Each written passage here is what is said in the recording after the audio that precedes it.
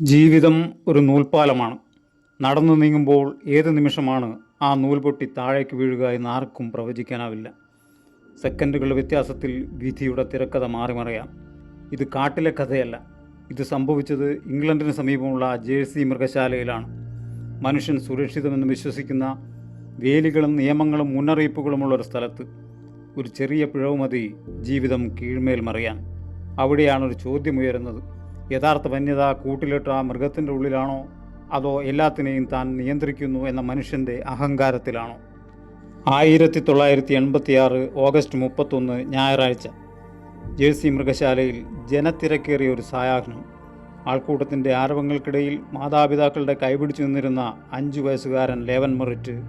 പെട്ടെന്നായിരുന്നു അത് സംഭവിച്ചത്. ആർക്കും തടുക്കാനാവാത്ത വിധം നിമിഷങ്ങൾക്കുള്ളിൽ ആ ബാലൻ ഗൊറില്ലകളുടെ താവളത്തിലേക്ക് വീണുപോയി. ഏകദേശം 20 അടി താഴ്ചയിലേക്കായിരുന്നു ആ വീഴ്ച. ലേവൻ ചെന്നു വീണത് കോൺക്രീറ്റ് തറയിലേക്കായിരുന്നു. കയ്യെല്ല് പൊട്ടിയും തലയ്ക്ക് ഗുരുതരമായ പരുക്കേറ്റും ചിറകറ്റ വസന്തകാല പക്ഷിയെപ്പോലെ അവൻ അവിടെ കിടന്നു. വശം മുട്ടുകൾ മടക്കിക്കിടന്ന അവൻ്റെ ബോധം മറഞ്ഞു കഴിഞ്ഞിരുന്നു.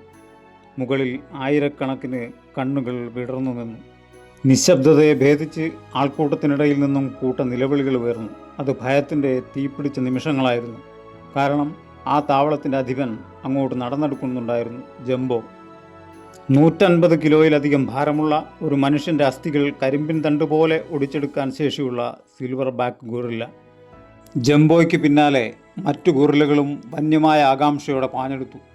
അടുത്ത നിമിഷം അപ്രതീക്ഷിതമായ എന്തോ സംഭവിക്കുമെന്ന് എല്ലാവരും ഭയന്നു. പക്ഷെ അവിടെ വിധി മറ്റൊരു തിരക്കഥ എഴുതുകയായിരുന്നു. തൻ്റെ അധികാരപരിധിയിൽ വീണ ആ കുഞ്ഞിനു ചുറ്റും ജംബോ ഒരു മതിൽ പോലെ നിന്നു. തന്നെ അനുഗമിച്ച മറ്റു ഗൊറില്ലകളെ അവൻ തടഞ്ഞു.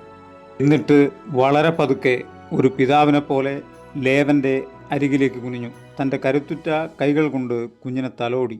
എഴുന്നേൽക്കൂ എന്ന് മന്ത്രിക്കുന്നത് പോലെ മൃദുവായി അവൻ്റെ മുതുകിൽ തട്ടി. ആ വിരൽ സ്പർശത്തിലാവാം ലേവൻ്റെ ശരീരത്തിൽ ഒരു ചലനമുണ്ടായി. ചിറകടിച്ച് പറക്കാൻ ശ്രമിക്കുന്ന ഒരു പക്ഷിയെപ്പോലെ അവൻ കണ്ണുകൾ ചിമ്മി തുറന്നു. ഈ മനോഹര ലോകം വീണ്ടും കാണാനെന്ന പോലെ.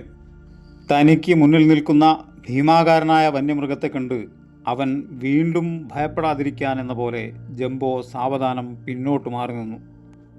മനുഷ്യർക്ക് അവനെ രക്ഷിക്കാൻ സമയം നൽകുകയായിരുന്നു ആ വന്യജീവി. രക്ഷാപ്രവർത്തകർ അവനെ എടുത്തുയർത്തി സുരക്ഷിത സ്ഥാനത്തേക്ക് മാറ്റുന്നതുവരെ ജംബോ ദൂരെ കാവൽ നിന്നു. ഗൊറില്ല എൻക്ലോഷറിൻ്റെ കൂറ്റൻ ഇരുമ്പുവാതിലടഞ്ഞു. നാം മനുഷ്യർ സ്വയം വിളിക്കുന്നത് ശ്രേഷ്ഠ ജീവി എന്നാണ്. എന്നാൽ കരുണയുടെയും നിയന്ത്രണത്തിൻ്റെയും പാഠങ്ങൾ ആ വന്യജീവി അന്ന് ലോകത്തിന് കാണിച്ചു കൊടുത്തു.